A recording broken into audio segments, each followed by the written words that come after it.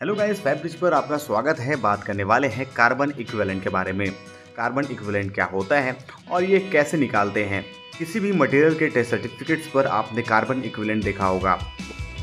आज हम इसी के बारे में बात करने वाले हैं। चलो दोस्तों, शुरुआत करते हैं सबसे पहले कार्बन इक्विवेलेंट के बारे में।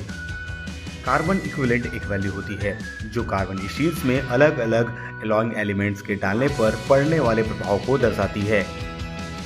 वेल्डिंग से पहले कार्बन इक्विवेलेंट को समझना इसलिए जरूरी है कि कैसे अलग अलग एलॉइंग एलिमेंट्स किसी भी मेटल की हार्डनेस पर अफेक्ट करता है। साथ ही वेल्डिंग करने के दौरान आने वाले हाइड्रोजन ब्रेक को भी ये डायरेक्टली रिलेट करता है, जो कि वेल्डिंग करने के दौरान सबसे ज़्यादा कॉमन डिफेक्ट होता है।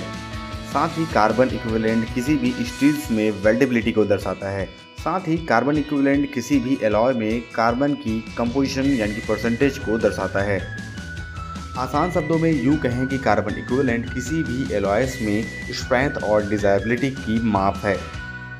कार्बन इक्विवेलेंट का उपयोग अलग अलग एलॉयस में अलग अलग कंपोजिशंस को इंश्योर करने के लिए किया जाता है, ताकि बेहतर तरीके से किसी भी प्रोडक्ट को, किसी भी स्टील यानी कि एलॉय को किसी भी पर्टिकुलर एप्लीकेशन के लिए चूज़ किया जा सके। या यूँ कहें कि कार्बन इक्विवेलेंट किसी भी एलॉय में कार्बन की मात्रा को दर्शाता है, जिसको हम परसेंटेज में शो करते हैं। कार्बन इक्विवेलेंट की गणना किसी भी एलॉयस में अलग अलग एलिमेंट्स को ऐड करने के बाद कार्बन के ऊपर पड़ने वाले प्रभावों को मेजरमेंट करके जांची जाती है। कार्बन की कंपोजिशन की वजह से एलॉयस में स्ट्रेंथ, हार्डनेस और उसकी प्रॉपर्टीज़ पर काफ़ी इफेक्ट पड़ता है। इसी वजह से किसी भी एलॉयस को सेलेक्ट करने से पहले उनकी स्ट्रेंथ को और उनकी परफॉर्मेंस कैरेक्टरिस्टिक्स को ध्यान में रखकर किसी भी एलॉयस का सिलेक्शन किया जाता है किसी स्पेसिफिक यूज़ के लिए। किसी भी एलॉयस में कार्बन इक्विवेलेंट का कैलकुलेशन दो तरीकों से की जा सकती है। फर्स्ट मेथड है लैब पर।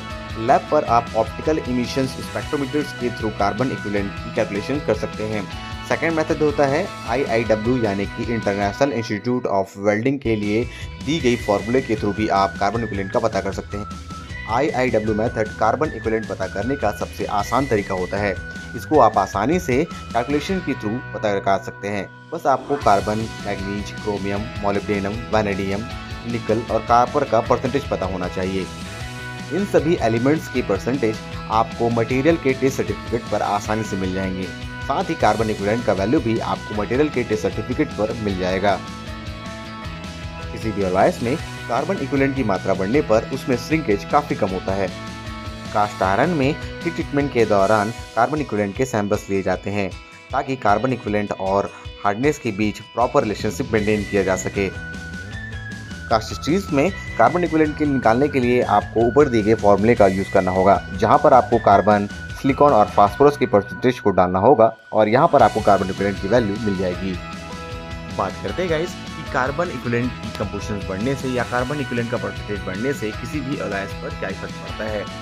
या दोस्तों, कार्बन इक्विवेलेंट की मात्रा बढ़ने से या फिर कार्बन इक्विवेलेंट का परसेंटेज बढ़ने से किसी भी एलॉयस में उसकी स्ट्रेंथ, हार्डनेस या फिर उसकी डिजायर्ड प्रॉपर्टीज पर काफ़ी इफेक्ट पड़ता है। ये सारे बढ़ जाते हैं। हाई कार्बन इक्विवेलेंट की वजह से किसी भी मेटल्स की ब्रिटलनेस बढ़ जाती है और कोरोजन रेजिस्टेंस कम हो जाता है।